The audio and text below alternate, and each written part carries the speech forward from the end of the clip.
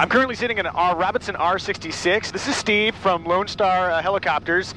He knows a lot about instructing and what it takes to get a pilot's license because he is an instructor.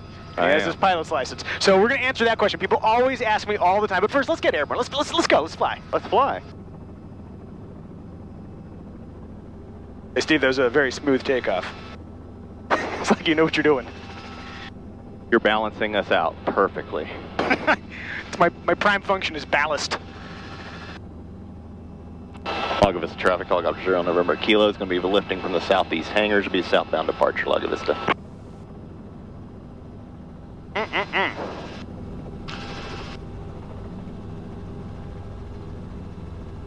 By the way, as we're taking off here, first thing I'm noticing is that the R66 is very smooth. It is very smooth, especially compared to a piston helicopter. Oh, that's nice. Okay, so one of the number one questions people ask me either on YouTube or via Instagram is, how do you get your pilot's license? And I think we can take this in two phases. Phase number one is, how do you get your private pilot's license? Like in terms of cost and time, like what's involved? Sure. Yeah, so from a helicopter standpoint, the FAA, which is the Federal Aviation Administration, they require a minimum of 40 hours of flight time. 20 of those hours have to be dual instruction, so with a flight instructor. 10 of those hours have to be on your own, solo, and then the other 10 hours is usually made up of preparatory work or any kind of weak points that the student might have or preparatory for the actual exam. So speaking of exams, there are 3 different exams that you're going to take. One of them is the written test. So for a private pilot license, the written test is 60 questions. And those 60 questions range anywhere from aerodynamics to meteorology to performance, rules and regulations. Yeah. Then you have the practical test where you sit down with an FAA examiner, usually a designated pilot examiner, and it's basically an oral conversation of seeing if you understand the knowledge of to be a safe pilot. And then the last part of it, usually on the same day, is the flight test. So you'll go up with the examiner and he'll run you through a few different maneuvers and make sure that you do in fact know how to fly the helicopter correctly and safely. So there's FAA minimums for how much instruction you need. How many people actually do it with the FAA minimums? Like 40 hours of flying, does anybody actually do that? Or is it usually a little more? Yeah, so my student who had the least amount of hours had 43 when she sat for her check ride.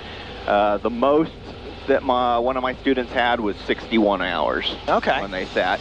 A lot of that doesn't so much have to do with the student themselves, but their ability to dedicate the time.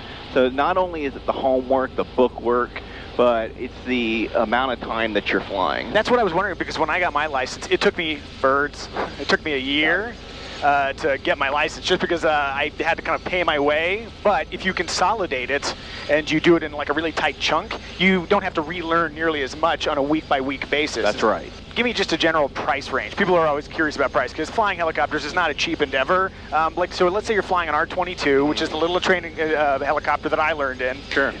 Flying an R-22 and you want to get your license, do you have like a ballpark figure? I do, yeah. So taking the minimum into account, 40 hours, your books, your examiner fees, your medical exam, you're looking at a ballpark of $14,000 to $15,000. Okay.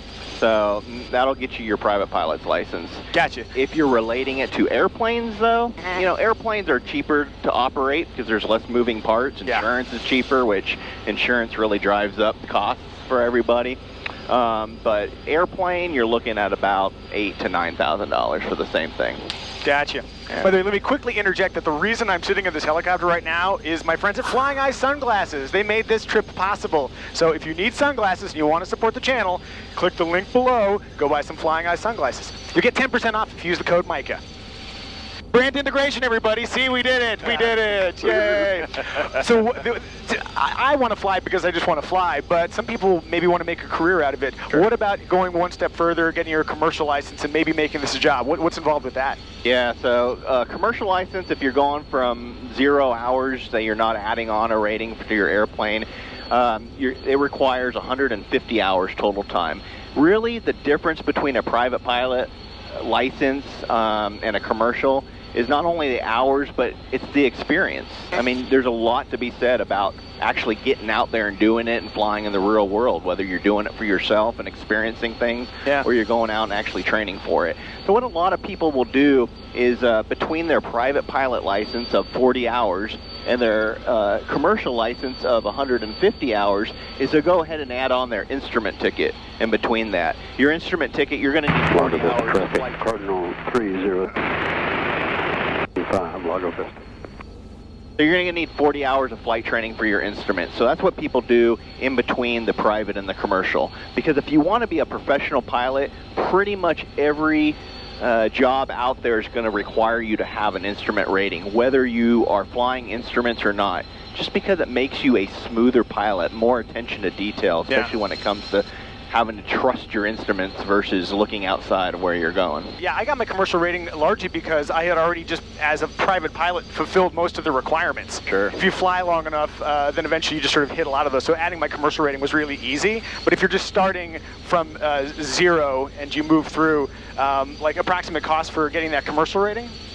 You're looking at about $50,000. Okay. And then like, the other trick too is that when you get that commercial rating, that doesn't mean that you're necessarily going to be able to just go get your pick of the jobs, because it's about hours, right? Right.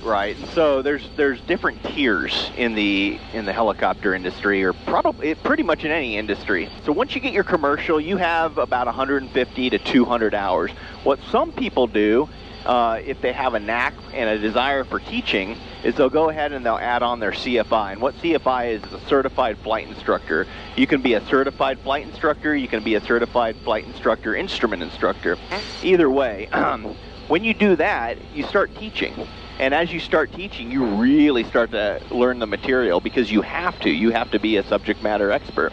But besides that, it allows you to build that extra time that you need while someone else is paying for it, essentially. Yeah.